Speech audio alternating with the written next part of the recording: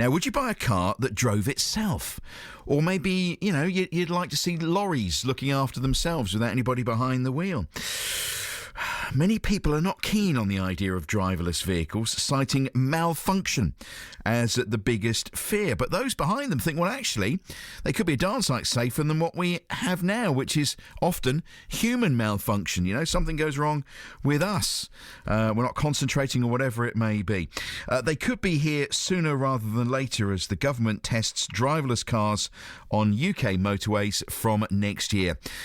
Will you call and talk to me? Do you actually really want one? Because I'm yet to meet anybody who thinks they'd actually buy one. Would you want a driverless car? Supporters of driverless technology say thousands of jobs will be created and it will give billions of pounds to the economy. But let's talk to our gadget guru, our technology correspondent on the show, Matt Porter, who runs Matt Porter Web Design. He's based at Innovation Martlesham on Adastral Park. Matt, good morning. Good morning. Does anybody actually want these vehicles? Well, yeah, I would. Would you? Well, yeah, I think I would, actually. I mean, I have tried a car that runs on autonomous driving or assistance, really. So driving the car, it would take over the lane guidance, if you like. So if you're on a motorway, it will keep you within the lanes, it will keep you at a set speed, it will stop you having a collision with somebody else, it will brake for you if it looks like there's going to be a collision.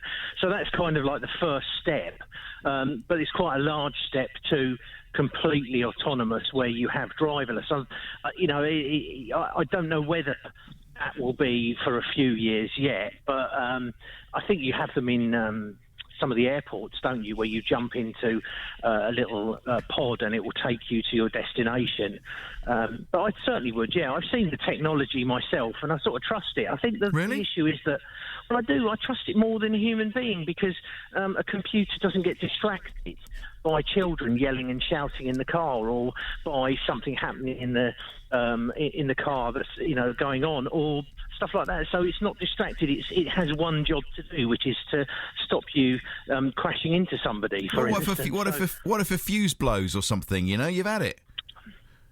With regard to those kind of you've had it.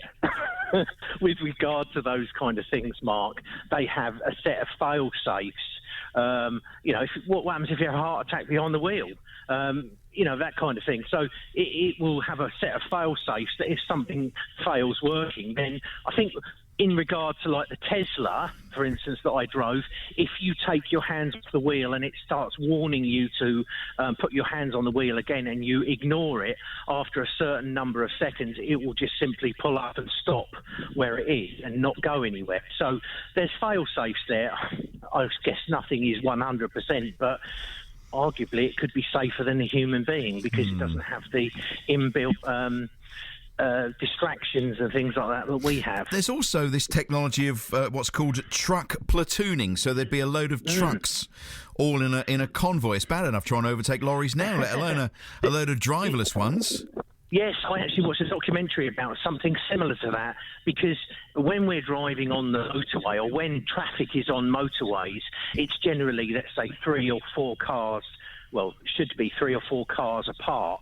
But if you have this, did you call it platooning, did you say? Yes, truck platooning it's called. Yeah, so basically they've trialled it for cars as well. Because they're controlled, the cars are controlled by computer again, they can literally place the vehicles within inches of each other because if one breaks, because they're all on the same, if you like, neural network, the other ones will brake at the same time. So they'll brake and accelerate as a single vehicle. But because you've got suddenly 5 or 6 vehicles taking up the space of 2, the roads then become much less congested because they're not. Do you see what I mean? So in that respect, I guess different sets of roads. Yeah, but what if you get one lot of platooning lorries wanting to overtake another lot of platooning lorries? Can you imagine what's going to happen? I don't think that you'd have that because they would effectively all be heading in the same direction at the same time. Okay. You wouldn't have. We could argue about it, I guess, but and it makes interesting commentary, doesn't it, about how safe these things are, and undoubtedly there will be issues. I think they had in the States where there's been reported a couple of accidents of these driverless car trials. Yeah. So and people will jump at those kind of things and not look at the millions and millions of miles that have been driven so far without an accident. So there you go.